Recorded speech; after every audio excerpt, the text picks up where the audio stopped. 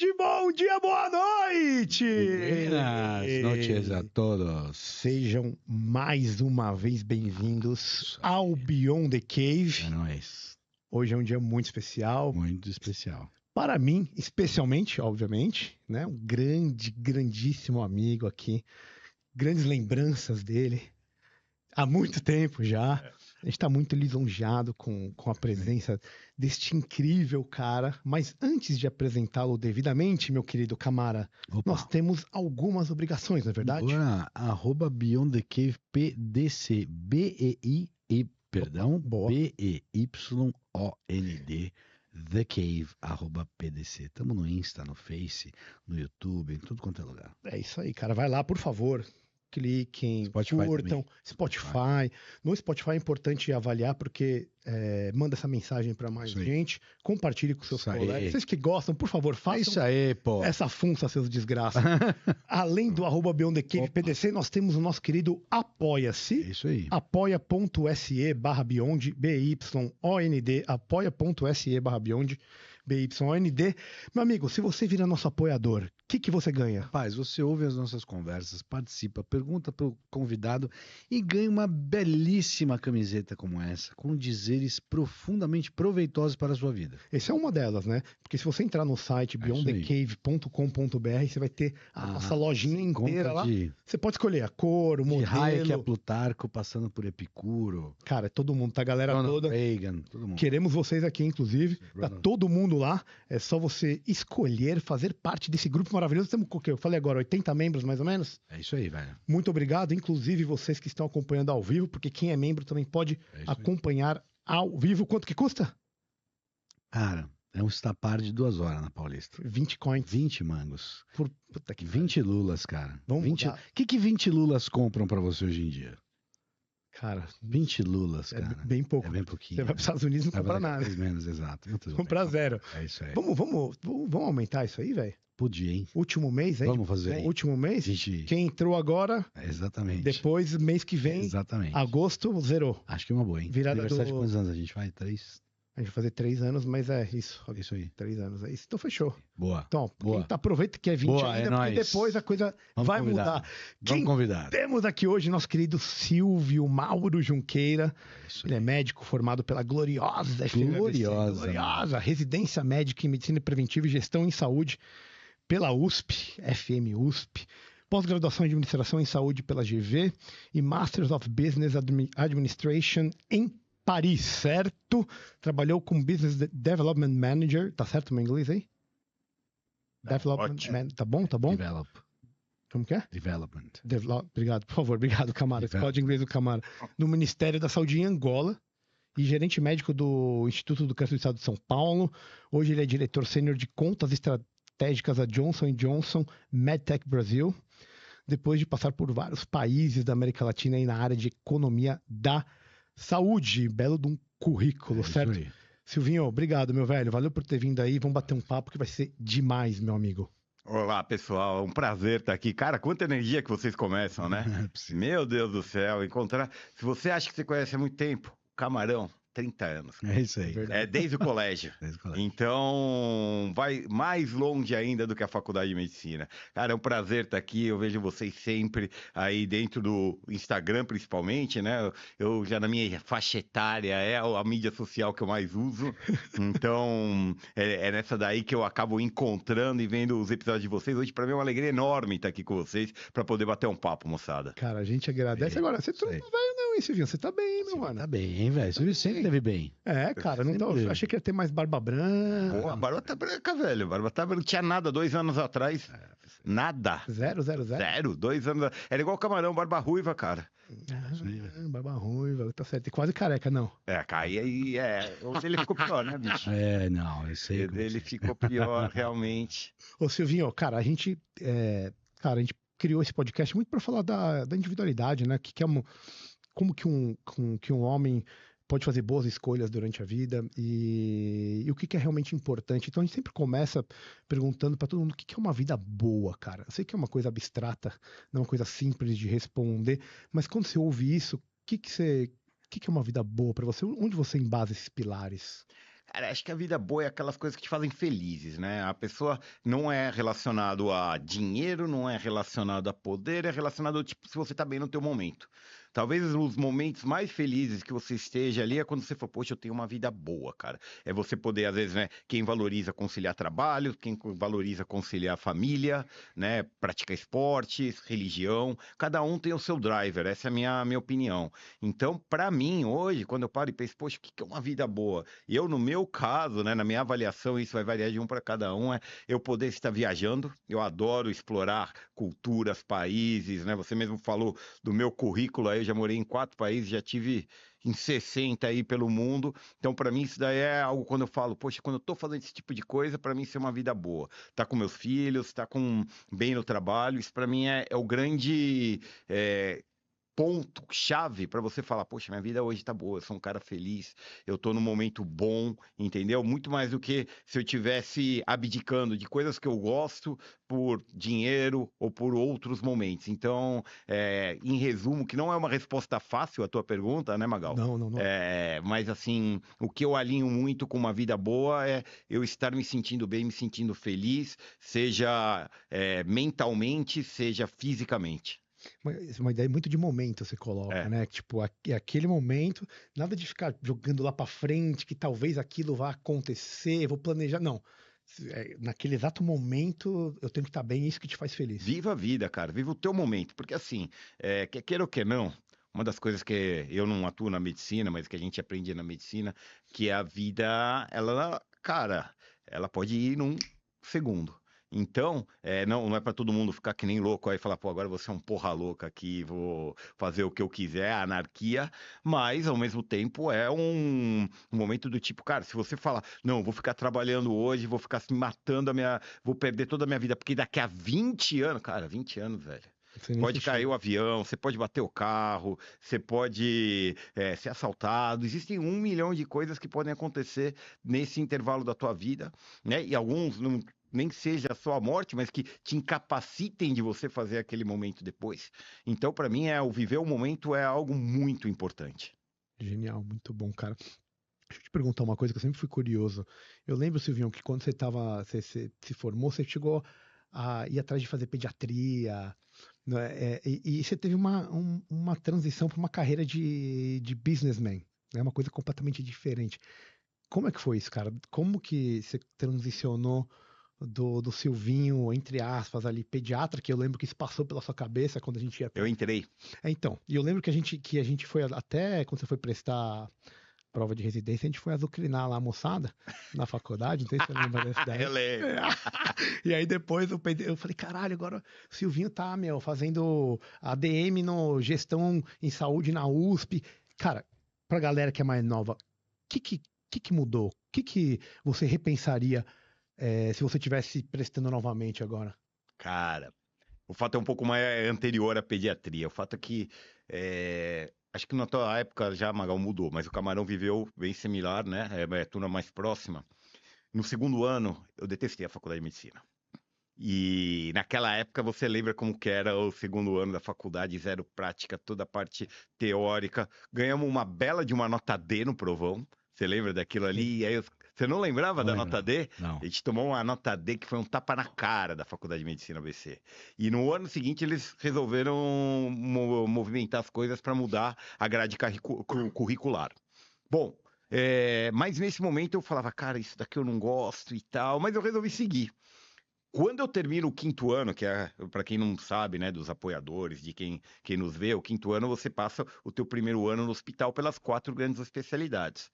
Então eu tava para chegar no sexto ano, eu falei, cara, eu não gostei de nenhuma. Faltava um ano, eu não tinha gostado de nada. Falei, lascou, né? Então, tudo bem, vamos lá, vamos terminar essa faculdade, vamos ver o que dá agora, vamos me formar médico. Quando eu estava para me formar, e acho que eu não sei se todo mundo tem essa informação, mas mais do que ir para a residência, que é a ambição de muitos sextoanistas, eu sabia que eu queria ir para o Exército, né? Que eu acabei servindo como militar. Nice. Eu queria ter ido para o Exército, por quê? Mas por uma razão, não só pela experiência militar, que foi muito legal, né? Tá lá na caserna, mas pelo fato de eu poder estudar na GV à noite. Eu sabia que eu queria mudar e eu falava, poxa, deixa eu entender isso. Quando eu entro na residência, né? Eu entro na pediatria. Você pode trancar quando você vai para o exército, né? Para quem não sabe, você pode trancar a matrícula, você volta no ano seguinte, e no exército você tem uma carga horária não tão pesada quanto a do residente. Onde que você serviu mesmo? Eu servi na Lapa, no 21 de Sup. 21 de Sup, tá ligado. Servi na Lapa. Também de bateta também, né? Cara, até que não era tanto, porque eu era o único médico. Geralmente tinham 2 médicos, o pessoal fazia um turno só, eu tinha que fazer os 2. Mas não era nada pesado como uma residência, dava para eu estudar na GV. Então eu começo a estudar na GV e me apaixono. E aí eu me encontro, cara.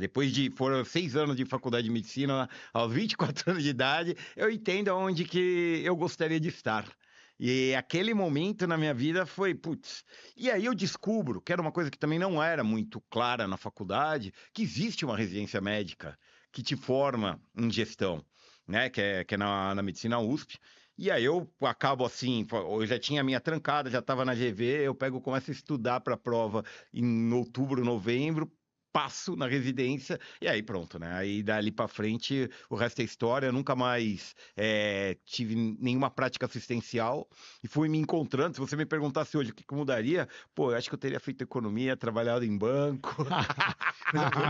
Cara, é muito louco, porque o que você está falando é o seguinte: a faculdade de medicina, ela não te dá nenhuma visão do que é realmente a vida, que são esses tipos de soft skills que você aprende dentro de uma administração, talvez de uma economia, que você consegue ver o mundo de uma forma mais ampla e não fica ali naquele negocinho que é específico. É óbvio que é muito difícil, eu não estou desvalorizando isso, estou falando como falta algo para complementar, e tem muita gente que também passa por isso, faz a faculdade de medicina inteira e vai descobrir depois que gosta de outra coisa. Eu posso me colocar nessa mesma página que você, só que eu demorei um pouquinho mais, né? Eu ainda fiz toda a GO, né? Para depois entender que eu gosto mesmo de outra coisa, não é só disso, né? E então existe um déficit, né, cara, dentro da carreira médica. Você consegue enxergar isso? Tipo, o médico que se forma não consegue fazer uma conta, por exemplo. Total, isso é uma pena, porque muitos dos médicos são microempreendedores, né? Alguns mega empreendedores. A gente mesmo estava falando aqui antes de entrar na sala, pessoal, a gente sabe que no passado, muitas das grandes corporações que existem hoje foram fundadas por médicos ou grupos de médicos, e aí elas foram evoluindo. Então, existe realmente um gap na formação médica em relação tanto a soft skills como capacidade de gestão. E o médico, quando ele sai da residência, ele tem que começar a lidar com a vida real, que ele tem que começar a lidar em montar ou um consultório, ou montar uma clínica, né? E não nefrologista tendo que montar uma hemodiálise, entender de custo, entender de receita, entender de prazo de pagamento, conhecer teu fluxo de caixa. Cara, ele não está minimamente preparado para isso. E muitos dos médicos empreendem, os médicos é uma profissão empreendedora. Profissional liberal, né? Exato. Então, esse gap na formação é muito latente e muito ruim, porque ele aprende na dor. Então, quantas vezes a gente não vê alguém que, poxa, tem uma capacidade técnica fenomenal como médico, né? E ele não consegue, ele ou ela, né, fazer a gestão, né? Essa pessoa não consegue fazer a gestão e aí acaba deixando de ter um potencial consultório, clínica, algo que essa pessoa consiga ver e faturar bem ali, porque não teve aquela formação. É uma formação extremamente técnica, que faz todo sentido, porque nós lidamos com vidas, né? Os médicos lidam com vidas, eles têm que ter uma formação o mais forte possível para poder lidar com situações adversas. Porém, existe uma outra parte que é complementar. Ela não é ou um médico ou gestor, no caso de muitos deles. Ela é eu sou médico e gestor. E por isso que é importante capacitá-los. No meu caso, eu saí do E, né? Eu só fui pro O. Então... eu acho fantástico o Silvinho, porque eu imagino que tem muita gente que hoje, mais ainda, está na mesma posição que você no 6º ano. Hoje, em várias faculdades. Porque é como a gente brinca, quando a gente nasceu tinha 4 marcas de cerveja, 4 marcas de cigarro, 4 canais de televisão, era tudo tipo 4 refrigerantes. É isso que tinha, 4 carros, 4 marcas de carro. Então, por mais que a gente tivesse indecisão, era uma indecisão restrita. No mundo de hoje em dia, eles não têm nem essa restrição. Ele pode ser médico e youtuber, médico e produtor de conteúdo, médico e influencer, como cada vez mais a gente vê.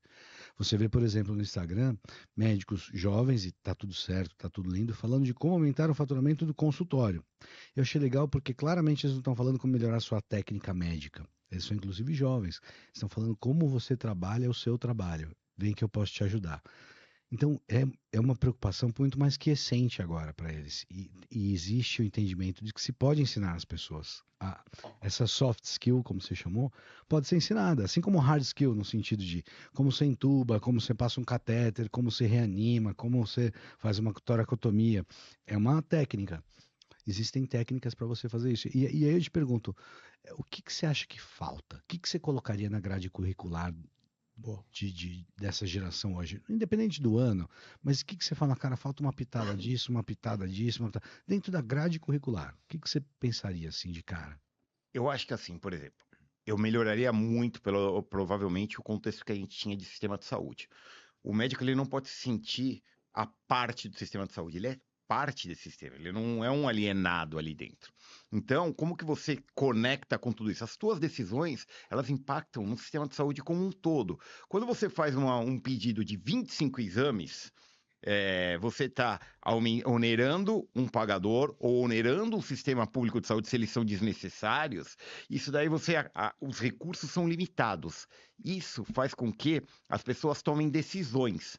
O recurso, obviamente, algumas vezes aumenta ano após ano, mas você toma uma decisão. Então, se o médico ele não entende o contexto dele no sistema de saúde, é um ponto que é falho. Isso daí eu não via no nosso momento. Hoje, deve ter evoluído muito a educação médica. Eu vejo, por exemplo, o Einstein, a Faculdade de Medicina do Einstein, eu tenho muita relação com o Einstein, que é uma conta estratégica nossa, e eu vejo que eles colocam o médico nesse contexto. Olha, vocês fazem parte de um sistema de saúde. As tuas decisões, elas afetam o sistema de saúde. E a capacidade de gestão. O que significa isso? Ele precisa ter conceitos básicos de gestão, seja de gestão de pessoas, seja de gestão financeira, seja de gestão de tempo. O médico, na minha opinião, ele é péssimo em gestão de tempo. Obviamente que a medicina não é uma ciência exata, então às vezes você está numa cirurgia, você que foi cirurgião, você sabe que uma cirurgia desse programa para 1 hora pode demorar 2, 3, isso é um fato. O ponto é que, geralmente, nós estamos acostumados com atraso, nós fomos criados numa cultura do atraso, nós fomos criados numa cultura que o tempo não é importante. Cara, eu trabalho numa corporação, toda vez que a gente contrata um médico recém-fresquinho, a gente sabe da dificuldade que é, porque assim, cara, das 8 às 9 numa reunião, principalmente com um americano, 9 horas ele quer terminar, porque 9h01 ele tem a próxima, entendeu? Então, eu colocaria alguns conceitos hoje para o médico para ele entender como que ele pode ser ainda mais efetivo e melhorar. Você tocou num ponto importante que eu tenho visto no Brasil afora, do uso das mídias sociais, né? Então a gente falou um pouco de gestão de soft skills, mas o uso das mídias sociais. O uso das mídias sociais hoje é importantíssimo no meio médico. Para você informar, as pessoas às vezes confundem, é só marketing médico que o cara vai fazer dancinha no TikTok. Tem, não vamos falar que não tem, mas existe uma capacidade enorme de você informar as pessoas corretamente, auxiliá-las no tratamento e até capturar muitas das dúvidas, porque a tua interação entre médico e paciente fica restrita a 15, 20, 30 minutos de consultório. Como que você consegue ter a interação do paciente através fora das paredes, beyond the walls, né? Beyond the cave and beyond the walls. Sim, perfeito. Né? A mídia social, então, só para concluir aqui, Magal, eu vejo que hoje o treinamento médico de como lidar com a mídia social é fundamental para o sucesso dele e até para o sucesso dos tratamentos dos pacientes. Eu acho fantástico isso. Eu gostei que você pegou nesse ponto em particular, porque veja bem, como é que a gente é ensinado tradicionalmente? Acho que mudou um pouco.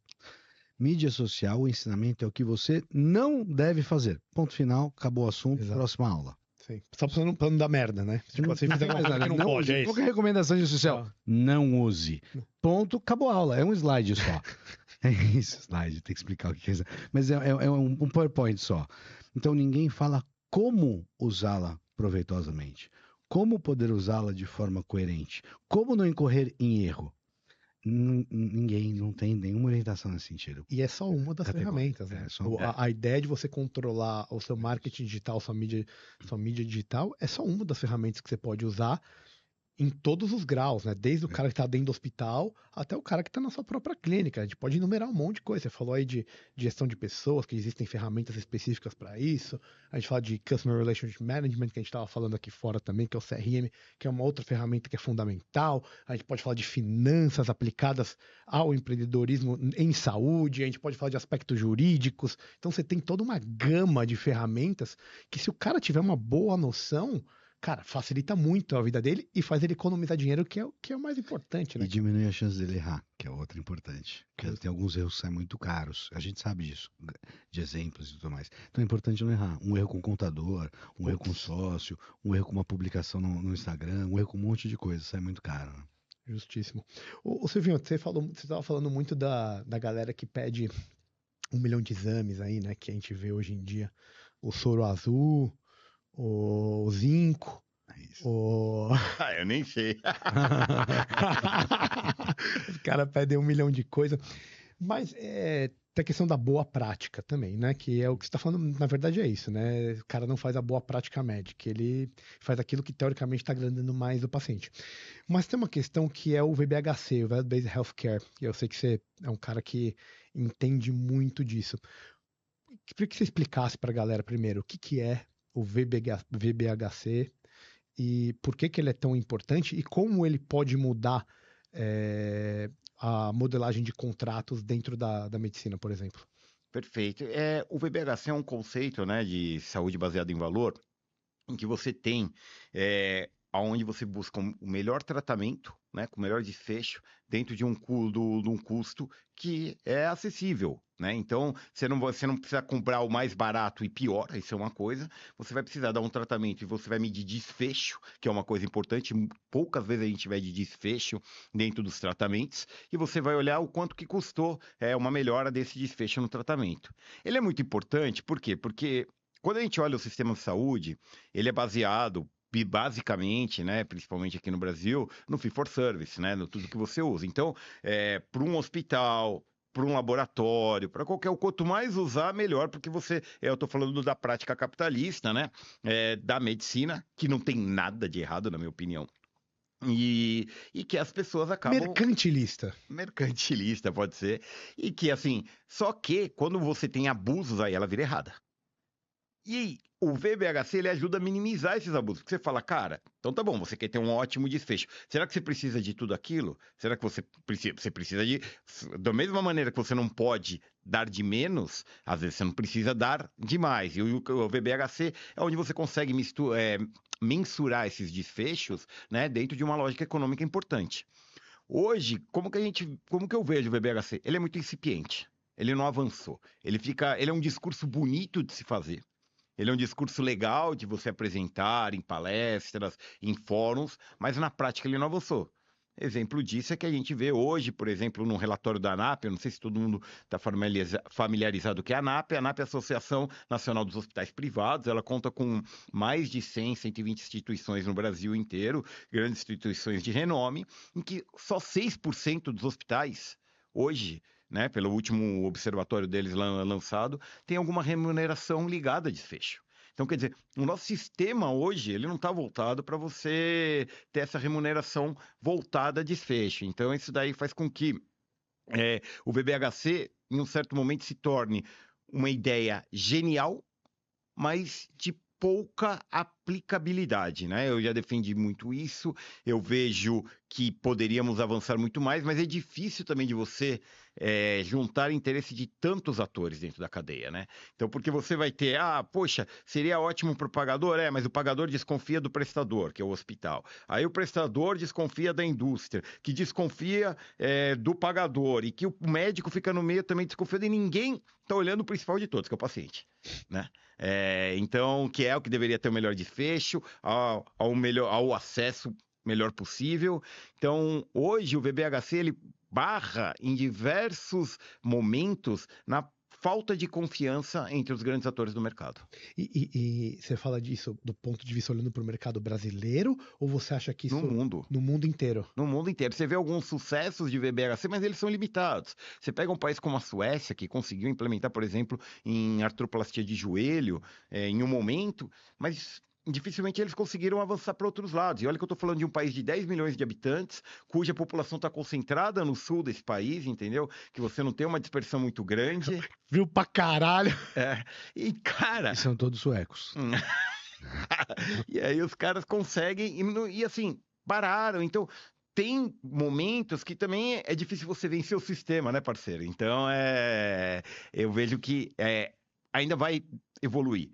Hoje, fato é, os custos na medicina, eles têm aumentado ano a ano. Tem procurado, né, em todos os sistemas de saúde. Eu trabalhei na América Latina, trabalho muito com os Estados Unidos, cara. Todos têm procurado melhorar isso. Mas não é uma jornada que vai ser fácil, assim, não é tão intuitivo.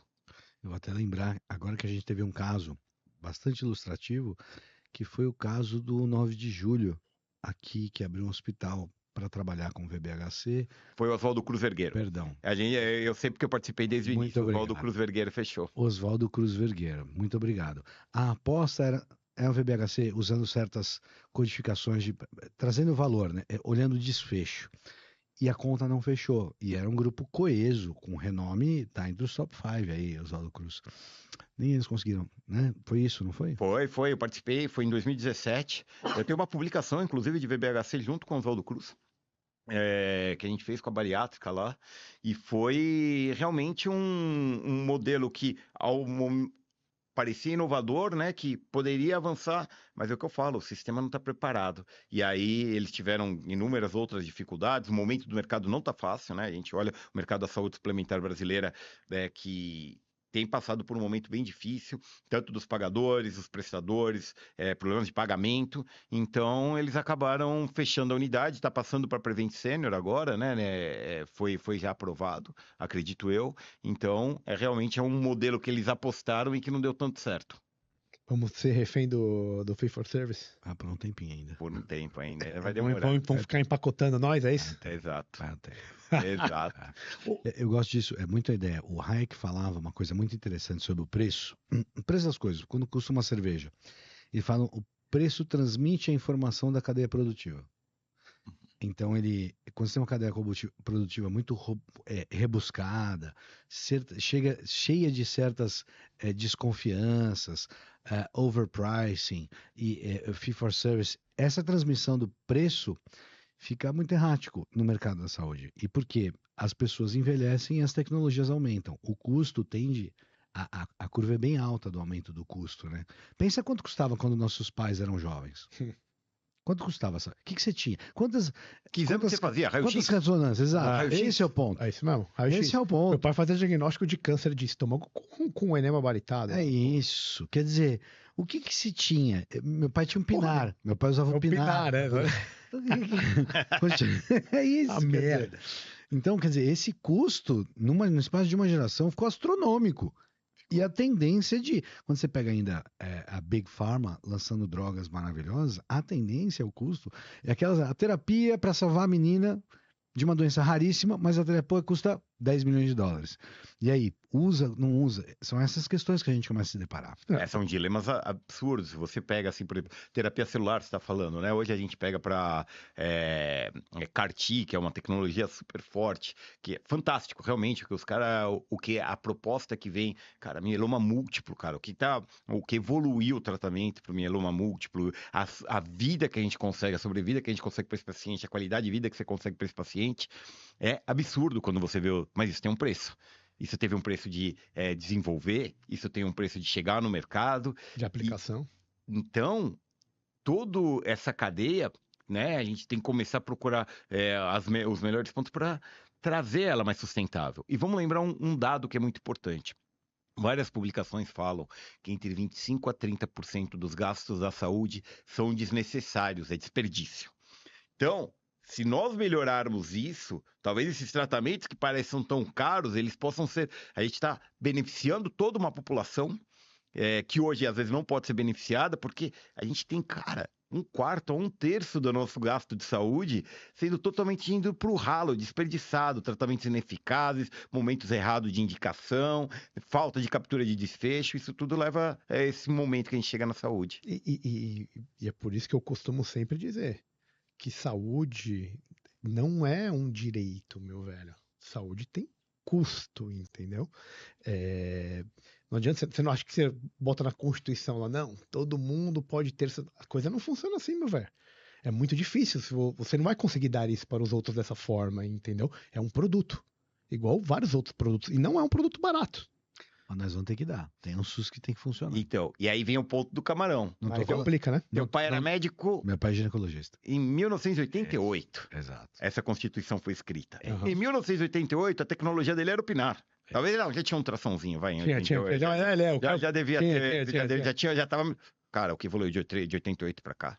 Sim. 36 anos. Essa é brincadeira. E se a gente pegar, cara, o sistema de saúde é muito recente. Sistemas de saúde per se, eles começam no século XX. Você não tem pré-século XX sistema de saúde. Então, é algo muito jovem dentro da nossa história, que é algo, assim, você fala, pô, 36 anos não é nada, né? Hoje, quando a gente tem uma Constituição, um SUS bem estabelecido, né? Cara, não é nada. Não é nada. Há 100 anos atrás, você ainda ia na Santa Casa quando você precisava de alguma ajuda, ou você procurava a tua comunidade, se você era da comunidade alemã, no Oswaldo Cruz, se você era de uma comunidade, não sei se o Círio já estava aberto 100 anos atrás, mas você buscava a portuguesa ia na BP. Então, é muito jovem. A evolução que a gente ainda tem que ter em sistema de saúde é muito grande. E ela não está acompanhando toda essa aceleração que a gente vê de tecnologia, que ela hoje traz uma sobrevida para a gente muito maior. Hoje a nossa expectativa de vida é absurda quando comparada a 100 anos atrás, né? Todo mundo já viu aquela reportagem, uma velhinha de 42 anos, né? Na década de 20 passada, foi atropelada. Uma velhinha de 42 anos. Quer foder o Corinthians, pô. 42 anos, tô com 40 arrombado. Segura aí, tá novão ainda. Tá novo, você ainda não é o velhinho. O camarão já passamos. Silvinho, como que você vê a diferença de gestão no sistema público pro sistema privado? Que você passou lá pela USP, você viu, você aprendeu coisa lá e depois você foi fazer sua carreira em empresas privadas por aí. Como que você vê o nível que se encontra e quais são os principais gargalos e diferenças que você consegue dizer pra gente? Cara, é recurso, né? Recurso de estudo. Então, quando você tem um sistema público de saúde, ele tem menos recursos. Hoje, 40% do gasto do Brasil de saúde está no sistema público. Então, a gente tem 60% no privado, sendo 30% de seguradora, convênio e tudo, e 30% o pessoal fala out of pocket, gasto do nosso bolso, né? Quando a gente vai lá na farmácia e compra um remédio, paga um tratamento, mesmo que seja estético, paga um tratamento do teu bolso, vem esses outros 30%. Então, se a gente olhar que 40% do dinheiro brasileiro está no sistema público e ele é para atender 210 milhões de brasileiros, a gente entende, porque assim, você pode ter um plano de saúde, eu tenho um plano de saúde, o Camarão pode ter um plano de saúde, mas muitas das vezes a gente tem que usar o SUS, que existem terapias ou tratamentos que você vai fazer no SUS. Então o SUS, ele tem 40% do que é gasto no Brasil para atender todo mundo. E o privado, a gente vê 60% desse dinheiro, e hoje a gente tem o quê? 51 milhões de beneficiários no sistema privado. Então, definitivamente, a distribuição de recursos é desigual. Quando a distribuição de recursos é desigual, você consegue ter uma capacidade de investimento no sistema privado muito maior, seja em tecnologia, seja em algo que é muito importante, pessoas, talento, né? A diferença de talento a gente consegue ver claramente. Óbvio que você tem grandes talentos no sistema público, não estou falando que o sistema público não tem. Alguns ali até por vocação, outros por algum interesse de ter essa parte da sua vida ali, parte da sua vida no privado, mas fato é que na média geral, pela quantidade de recurso, você tem menos talento no sistema público do que no sistema privado. Você tem menos tecnologia no sistema público, não significa que não tenha. Só não quero que não coloquem as coisas de uma maneira mal interpretada. Existe muita coisa boa no sistema público, mas fato é que O sistema público precisa atender uma gama de pessoas, e quando você pega o per capita dele é muito ruim. É isso, ele tem tem certamente centros de excelência, lógico, sítios de excelência, só que ele não dá conta dos 210 milhões. Se for para atender todo mundo, inclusive dilui e acaba. Então, são essas dicotomias. Desculpa, te cortei. Não, mas eu concordo com o que você fala, realmente a dicotomia. E a gente ainda num país continental como o Brasil, a gente tem um problema maior ainda, quer dizer, desigualdade. Né? Quando a gente fala desigualdade, a gente tem a desigualdade social, mas a gente também tem a desigualdade geográfica aqui no Brasil, em que você tem, cara, estados em que tem um recurso de saúde muito bom, em outros estados que têm recursos para a saúde paupérrimos, né? Então... Médio, porque é o seguinte, nós aqui em São Paulo, de tudo que a gente arrecada de imposto, só 9% volta pra gente. Esse dinheiro, a gente tá pagando a saúde de todos os outros estados. Isso não é fato, Silvinho, porque quem trabalha aqui em São Paulo e paga imposto acaba... subsidiando. Subsidiando não só a saúde, como toda a parte pública de todos os outros estados, principalmente no Nordeste, que é onde mais falta. Para mim, eu entendo o que você está falando, mas a gente está falando assim, são 115 bilhões de reais anuais que são despesas executadas pelo Ministério da Saúde. É dinheiro pra caralho. Pra mim, falta uma baita de uma eficiência aí. Falta. Eu entendo que realmente não é fácil, é muita gente, mas falta uma eficiência. E vou te falar, todos nós ainda pagamos o plano de saúde.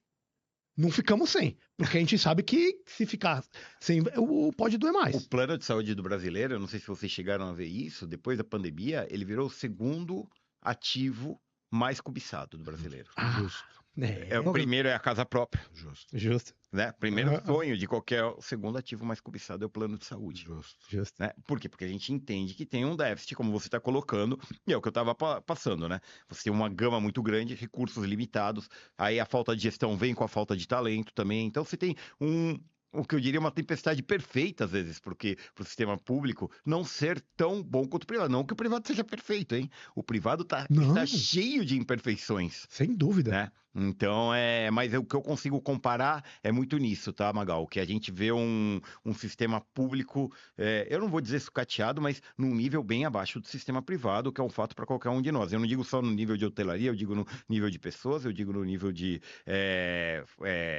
tecnologia, em vários outros, em processo. Em processo, numa coisa que eu queria puxar, que é dados. Então, por exemplo, você pega num sistema privado, você consegue ter uma coleta de dados mais eficiente, usar esses dados para poder depois tomar decisão, que é uma coisa que no sistema público é muito difícil você encontrar, né? Você não consegue enxertar primeiro na mentalidade do médico que está lá dentro para fazer uma boa coleta de dados. Outro dia a gente estava falando, cara, qual que é o CID mais recorrente você vai num hospital público, é tipo cólera, que é o primeiro que tem, ou então abandono, que é o A001, tá ligado? Os caras vão colocando como diagnóstico. Por quê? Porque não tem uma cultura de coleta de dados certa, né? E isso atrapalha na frente da eficiência. Exato. Como que você vai tomar decisão quando você não tem os dados corretos para tomar essa decisão? Né? E dado é um ponto que você traz muito importante. Dado é o futuro para a gente ter uma saúde melhor e mais eficiente, na minha opinião. Quando a gente está falando de captura de dado, você começa a tomar as melhores decisões naquilo ali. Então, um dado mais apurado, né? Vamos ver como vem o Open Health no futuro, porque hoje também você não tem o teu dado, né? Uma das grandes problemas da ineficiência da saúde é público e privado. O que acontece? Eu vou no Dr. Camarão. Chego lá no Dr. Camarão, ele me pede os exames e tudo. Cara, eu troco às vezes de plano de saúde, eu não tenho mais o que o Dr. Camarão me pediu, eu vou no Dr. Regis. Cara, o Dr. Regis, ele também repete tudo de novo. Por quê? Porque eu não consigo passar essa gama de... Cara, você vê a ineficiência que a gente gera em relação a isso, de não ter os dados do paciente. Eu teria que ter os dados comigo e, obviamente, tem que ter várias barreiras de dados sensíveis, né? Porque eu já li muito sobre isso. O problema é o seguinte, você já imaginou se o teu dado vaza, alguém sabe que você tem uma predisposição genética para um câncer? Vai arrumar emprego nunca. Ele não vai arrumar emprego? E que seguradora vai querer te segurar? Seguro nenhum. Nenhum. Ou você vai pagar quantidades astronômicas para... Então, o dado ele é importante, mas é muito importante ter a segurança do dado. LGPD. Né?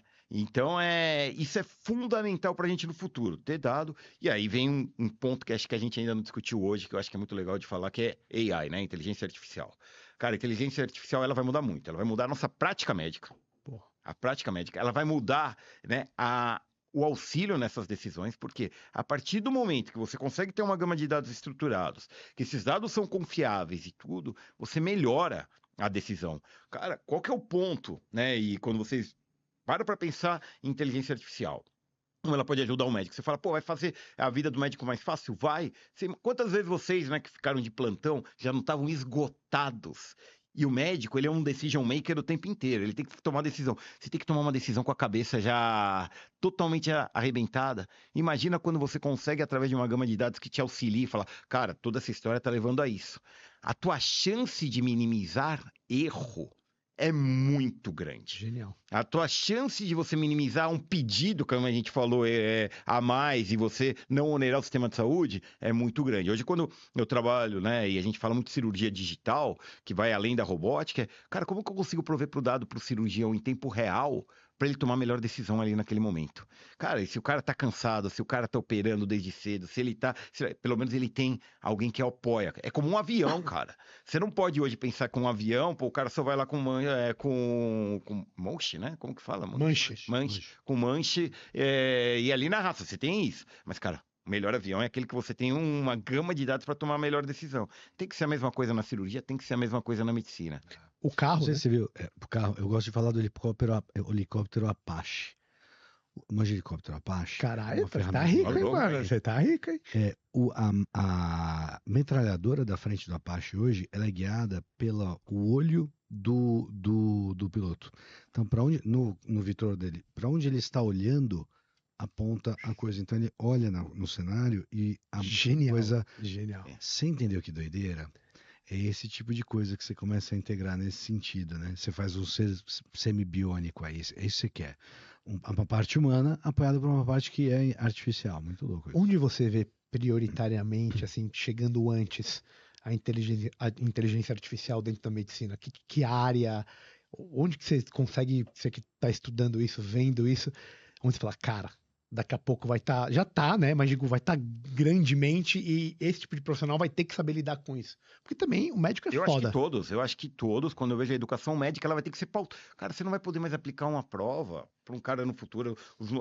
A futura geração, cara, eles vão estar usando chat GPT, ferramentas assim, o tempo inteiro. Então, você adapta. Você não tem que mais saber, o cara não tem que mais saber responder, ele tem que saber perguntar. Muda a lógica. Porque para você tomar a melhor decisão, você tem que fazer a melhor pergunta para te dar o melhor dado. Nossa, belíssimo isso aí. Gostei disso aí, Júlio. Mas é meio problemático também, né? Não, eu gostei porque assim, muda a abordagem cognitiva. Exato. Não, sim, então. É a mesma coisa que falar assim, se você for cobrar a tabuada de uma pessoa de 50 anos hoje, ela é capaz de não saber porque ela fala, eu só aperto lá, a máquina dá o resultado. Ninguém mais faz conta. Peraí, deixa eu fazer aqui conta de padaria. Você pega o telefone e você aperta os numerozinhos antes da conta. Ninguém mais faz conta. Real. Não que não deva saber fazer, mas ninguém faz.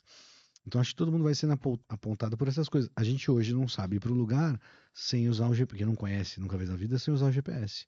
A gente não sabe os números da memória. O número de telefone do seu pai e da sua mãe, talvez. Mas um irmão, um primo, você já não sabe. Por que você não sabe? Porque você aperta, você fala com o telefone.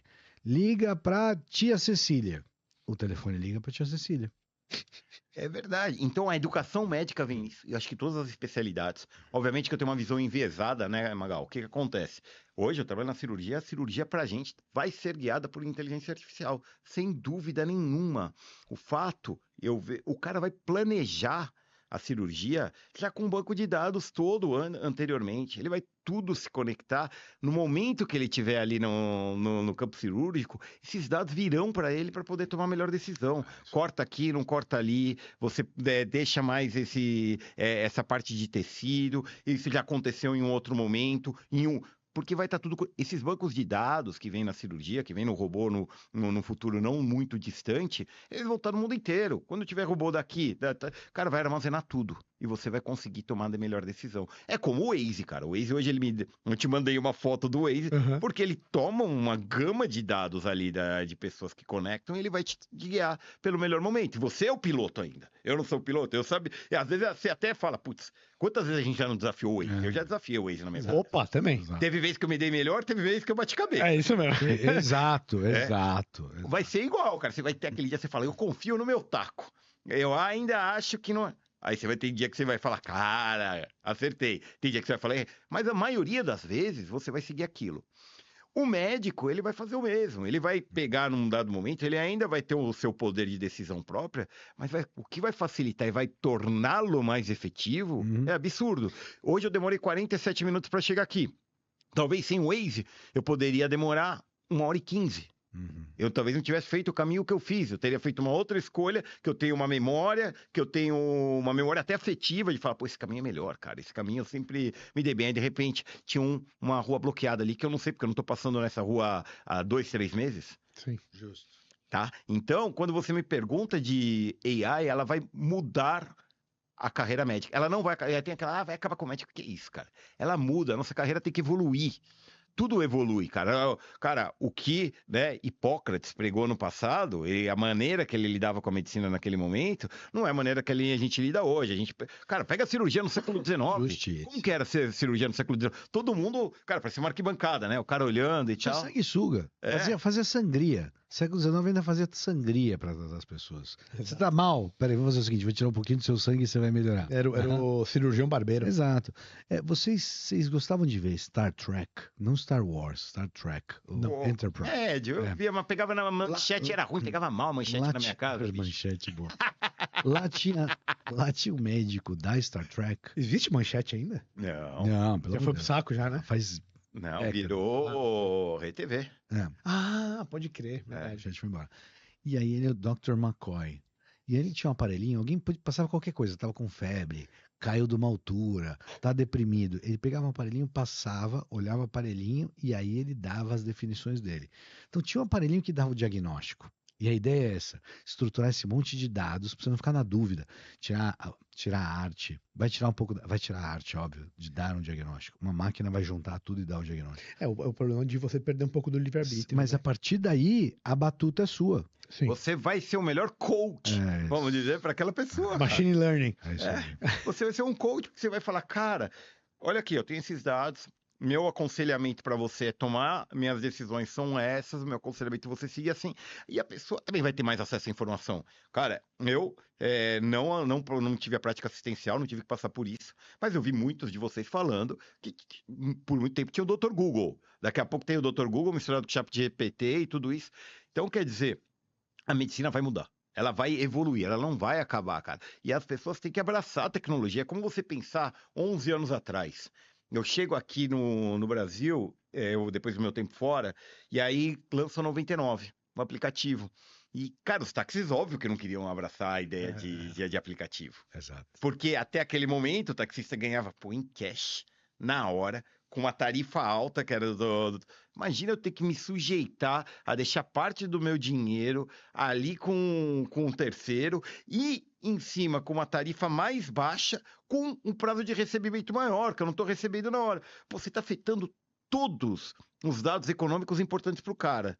O cara ter dinheiro em caixa, a lucratividade dele e diminuição da receita. Cara, que porcaria, né? Não quero. Óbvio que você vai ser resistente no primeiro momento. O problema é que venceu. A não ser que o Estado venha. Teve isso. Quase aconteceu isso. Porque assim, eu entendo, a tecnologia é maravilhosa, o poder econômico é animal, mas tem o poder político, que está acima do poder econômico. E aí vem a porra do Estado e regulamenta essa merda, e aí? Não, realmente essas coisas podem ocorrer, né? Eu não duvido. Eu acredito muito, na verdade. Aqui no Brasil, velho? Em vários países. De alguma maneira, o Estado, em algum momento, ele sempre intervém em tudo quanto é ponto né, seja saúde, seja mercado financeiro, seja o mercado de transporte. Então, o que eu acho é que, sim, pode ser, e espero que ele não atrapalhe. né? Mais do que intervir, é não atrapalhar. Muito ajuda quem não atrapalha. Exato. Mas não tem como eles não atrapalhar. Só atrapalham, na verdade. A verdade Senão ele perde a razão de ser, né? Ele perde a razão de ser. Ele vai fazer o quê, o Estado? Eu queria falar um pouco desses atores. Exatamente para falar mal do Estado também. Dessas health techs que a gente tem hoje. A gente vê muito. A menina dos olhos dos investidores hoje em dia, né? Saiu das fintechs, né? E agora fomos para as health techs e tá bombando saúde, nananã. Especialmente, cara, fundos de privados, equities e o caralho. Os caras vão botando dinheiro. A gente depende desses caras. Você vê assim, ou você acha que não? Você tem lugares no mundo que isso vai vir do Estado? Provavelmente dependendo do país, vem do Estado. Eu falo, por exemplo, Angola. E eu fui morar em Angola em 2007. Angola tinha uma intervenção estatal para fomentar, e você precisava do Estado porque você tinha um mercado privado muito incipiente, grande. Então, não necessariamente o Estado é ruim. Nesse caso, ele teria que ser o fomentador. Não estou falando que o Estado ali em Angola era bom, não, eu não estou fazendo meu julgamento aqui. Mas não sei se era incipiente assim, porque já tinha um Estado tão grande. Tem esse outro lado também. Que o próprio Estado inflado, que é monopolista e acaba não deixando você ter empresas privadas atuarem naquele setor. Tem os dois lados da moeda. E talvez o Estado não necessariamente era grande, mas faltou investimento, o olhar privado, né? De você conseguir colocar ali em frente. Eu lembro que ao longo dos anos foram criados mais hospitais privados ali, primeiro seguro de saúde privado ali no país em 2009, 2010. Então depois vieram aqueles que arriscaram, você arrisca. Em países cujas instituições não são tão fortes, né? E aí a gente vê países emergentes, né? O fato Angola, o fato Brasil, as instituições não são tão fortes, né? Então você tem mais medo do investimento privado, porque o teu risco é muito maior de você colocar dinheiro num país mais instável. Cara, a gente trabalha na América Latina, a gente brinca que a gente tem 100% dos países emergentes. Como o meu colega na Europa, ele tem na Europa, ele tem países desenvolvidos, ele tem países que são emergentes, mas ele tem um mix. Aqui na América Latina, a gente tem 100% emergente, cada dia é uma surpresa. Então, às vezes, isso inibe de vir o investimento privado para você colocar, então você às vezes precisa do Estado. O importante é o Estado não atrapalhar, como a gente falou aqui, mas eu acredito que tem lugares, principalmente os emergentes, onde eles dependem muito do Estado, em que realmente o Estado vai acabar colocando esse primeira impulsão. Eu vejo. E no Brasil? Cara, o Brasil, apesar de a gente criticar muito, o Brasil tem instituições razoavelmente fortes. A gente conseguiu, acho que, criar nos últimos anos. Não acredito que seja o Estado a fomentar. O Estado ele sempre vai participar como um regulador aqui, mas eu vejo hoje, como você falou, das fintechs, as health techs, elas vêm muito mais da iniciativa privada. Elas estão totalmente ligadas à iniciativa privada, elas vêm, eu trabalho com muita startup, a gente trabalha com startup, isso daí faz com que eu consiga ver esse mercado. Ele depende hoje de um mercado privado, porque você tem que tomar muito risco quando você está falando desse mercado, né? Quem toma risco é o empreendedor, né, meu velho? Exato. E é quem tem dinheiro para poder tomar risco também, né? Então, o Estado tem dinheiro, mas ele não necessariamente ele pode tomar um risco tão grande, né? Mas o dinheiro não é dele. O Estado tem dinheiro, mas não é dele. Então o risco não é dele. É por isso que vai para a iniciativa privada.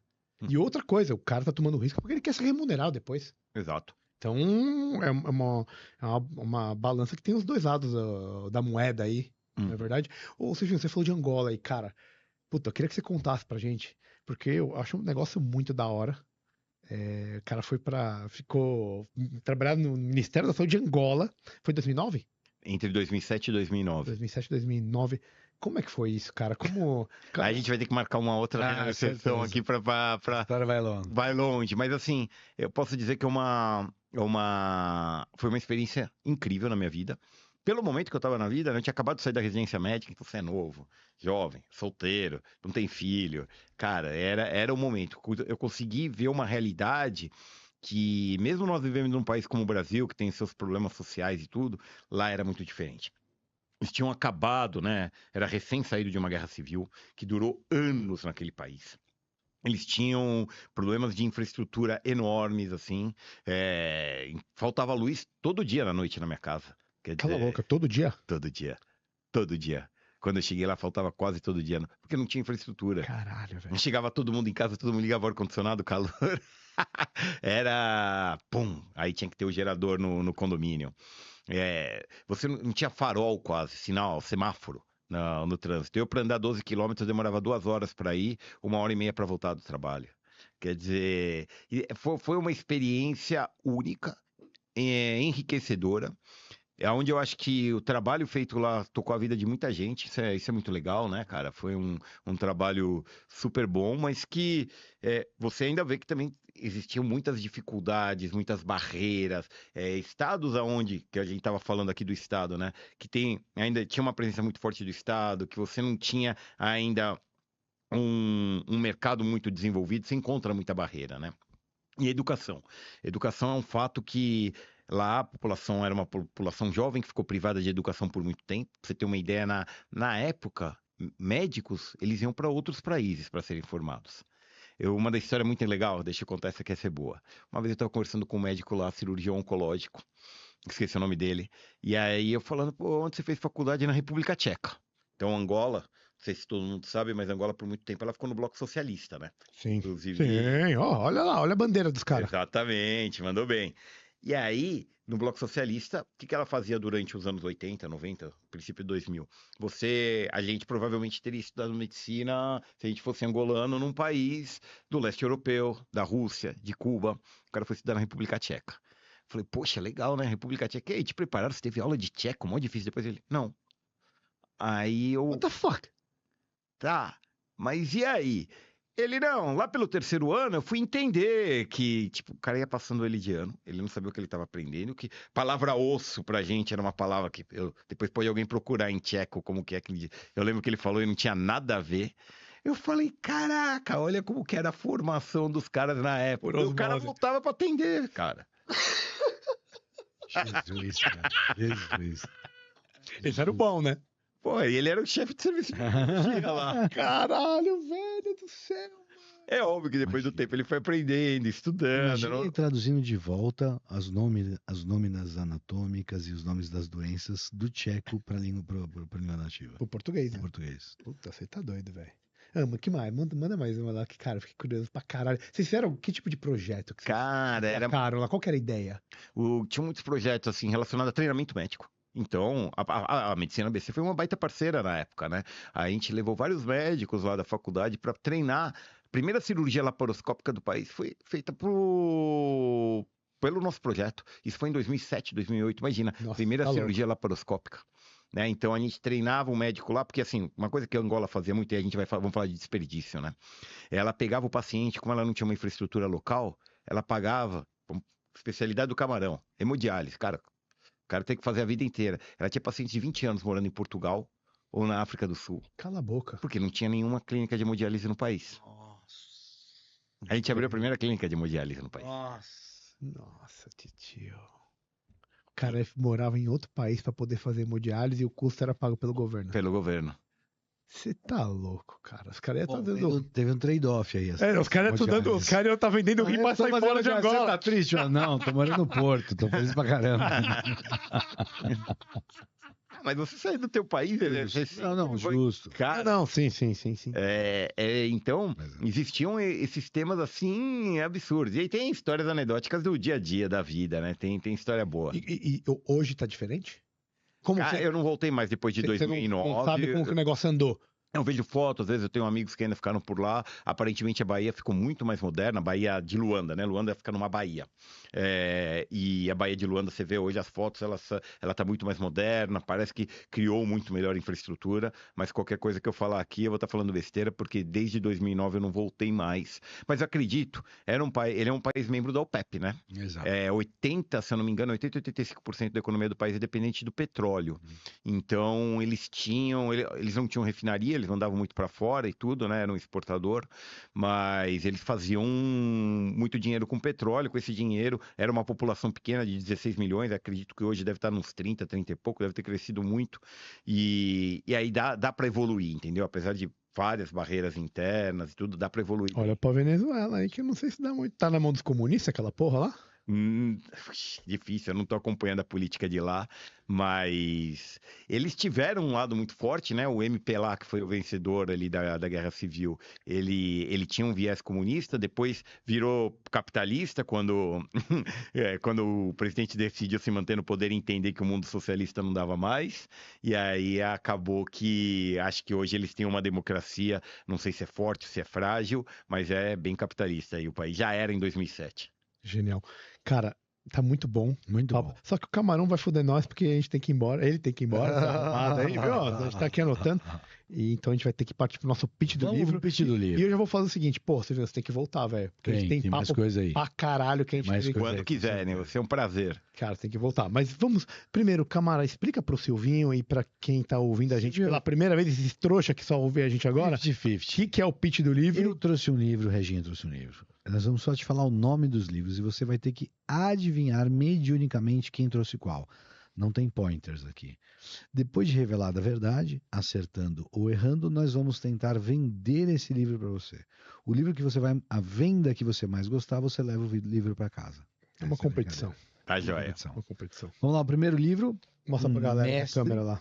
Como tirar proveito dos seus inimigos. Aí, ó, foi, produção. Quem Chegou? que escreveu esse aí? Plutarco. Plutarco é um dos grandes, hein? Um dos grandes, gigante. Mas eu tenho um cara que é maior que Plutarco. Mas muito maior que Plutarco. O nome dele é Denis Garcia Xavier. Você já viu o tamanho do Denão? O Denão é gigantesco. Plutarco não pega nada. Pega nada. Qual o Denão é gigante. A farmácia de Ayn Rand. A farmácia de Ayn Rand de... Isso, Denis Garcia Xavier. Muito maior que Plutarco. Silvinho, quem trouxe qual livro, meu amigo? Cara, o Camarão trouxe do Plutarco. Opa. Certeza? E eu trouxe Ayn Rand? É uma. Você tem certeza disso? Três, não vai mudar? Errou! O Reginho trouxe Plutarco, o Camarão trouxe Ayn Rand, meu velho. Aqui nós somos imprevisível. Aqui é coragem, velho. É quase do contrário, porque, meu, não tem como. Por que não? Cara, quem fala muito de anticoletivismo e tudo é você. Justo. Ele, porra, desde moleque. Ele é o grego, né, da história. Cara, você tinha que ver as aulas de literatura com o Camarão. Como que era? Fala pra nós. Era animal, né? Era fantástico. Ele soltava umas pérolas, meu amigo. E aí ele ficava vermelho, igualzinho ele tá ficando agora, porque a gente sacaneava ele o tempo todo. Imagina. Você não tem ideia. Vocês não tinham maturidade pra entendê-lo. Não tinha. Ele vinha com as coisas, você fala, aula de literatura com Camarão, com a professora Lília, saudosa professora Lília. Excelente, professora. Era genial. Genial. 1 minuto. Um minuto. Boa, 1 minuto, rapidinho. Silvinho, o negócio é o seguinte. A Ayn Rand é uma pessoa, uma jornalista russa, radicada, naturalizada americana. Fugiu, né? Fugida, né? Fugida da Rússia por causa do comunismo, né? Ela escreveu muito sobre coletivismo e o quanto a gente tem que ter uma postura, uma atitude de vida anticoletiva.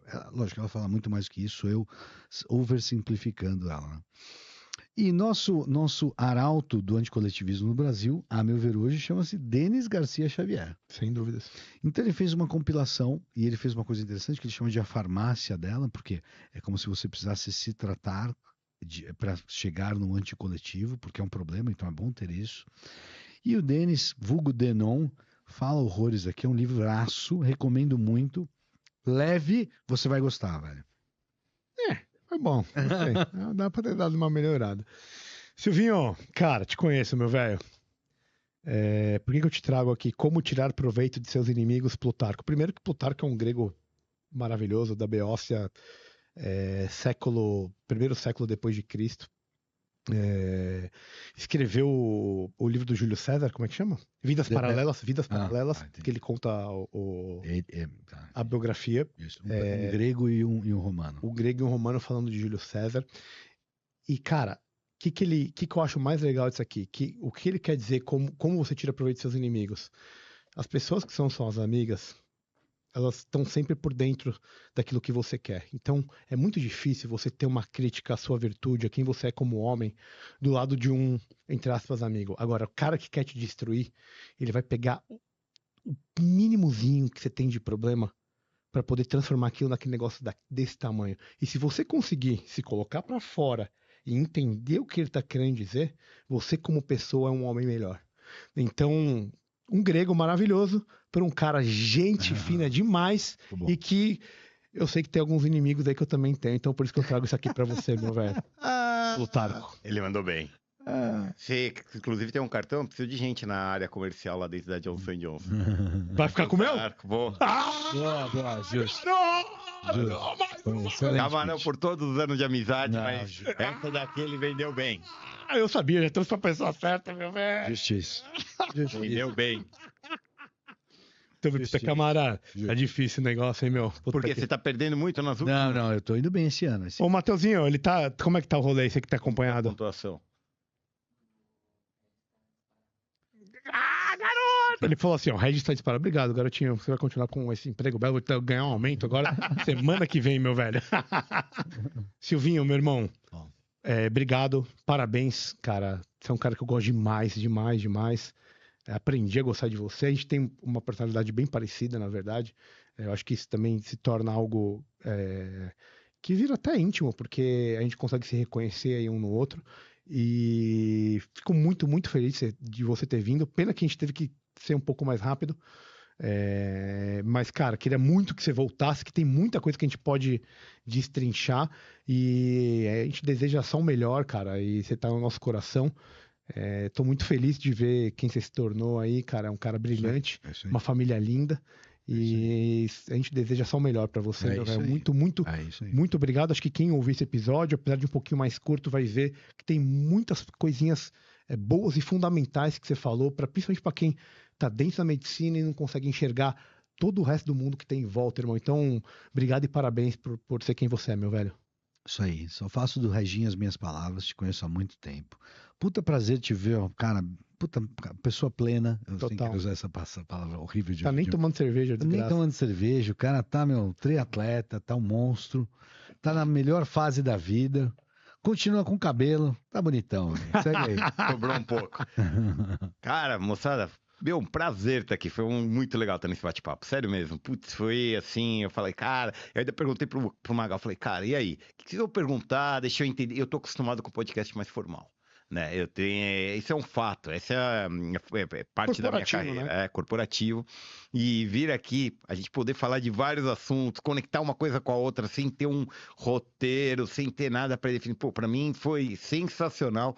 Vou ficar feliz de voltar aqui outra vez, poder participar com vocês. Acho que é muito legal que vocês trazem uma mistura de tipo, cara, vocês não ficam num tema só, vocês vão de Estado, política, saúde, pessoa. É muito legal você ver tudo isso. Então, até a diversidade dos participantes. Cara, outro dia tava a Bia Seidel aqui. Eu, quando era moleque, achava a Bia Seidel linda. Quem não achava? Maravilhosa. Ela continua maravilhosa. Você não achava, você achará. Você tá linda.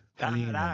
E você fala, porra, ela foi lá falar e agora vou eu falar, cara. Pô, é muito louco. Então, parabéns pra vocês. Baita iniciativa, há quase 3 anos, cara, para manter 3 anos. Qualquer negócio nesse país, 80% dos negócios quebram em menos de 5 anos, cara. Isso é verdade. Né? Então, vocês mantendo 3 anos, tendo um número de episódios que vocês têm, cara, o número de milhares de seguidores que vocês têm, cara, é uma coisa assim, é para vocês se orgulharem. Desejo todo sucesso, cara, e óbvio que vocês vão ter, porque tá sendo muito legal como vocês estão conduzindo e sempre aberto para voltar. Vai ser uma felicidade enorme. Puta, obrigado, irmão. Fico muito feliz. Obrigado. Eu, especialmente, Camara. Obrigado, meu velho. Tamo junto. Silvinho. Todo mundo. Boa noite, meu irmão. Fica com Deus. Valeu. Até a próxima.